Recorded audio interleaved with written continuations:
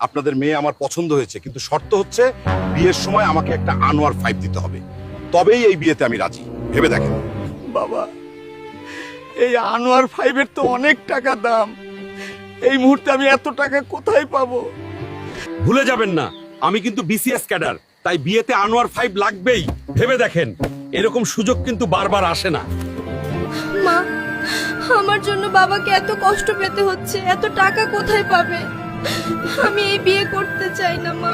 তুই কাঁদিস না মা, তোর বাবা ঠিকই ব্যবস্থা করে ফেলবে।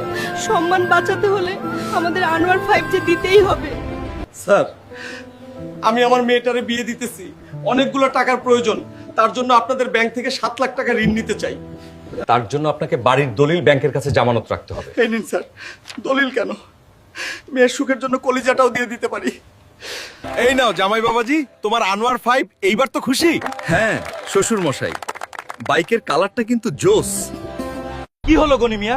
1 বছর পার হয়ে গেল, আজ পর্যন্ত একটা কিস্তি দিতে পারলা না। স্যার, আমাকে দয়া করে আর একটা বছর সময় দিন, সব শোধ করে দিব। তোমাকে আর 1 মাস সময় দেওয়া হলো।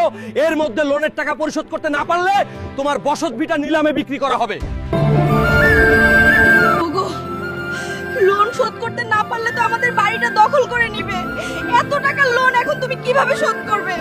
তুমি কোনো চিন্তা করো না, এই ভিডিওতে যদি বেশি বেশি লাইক কমেন্ট শেয়ার হয় তাহলেই আমি লোনটা শোধ করতে পারবো। আর এই জন্য সবাই সহযোগিতা করবে।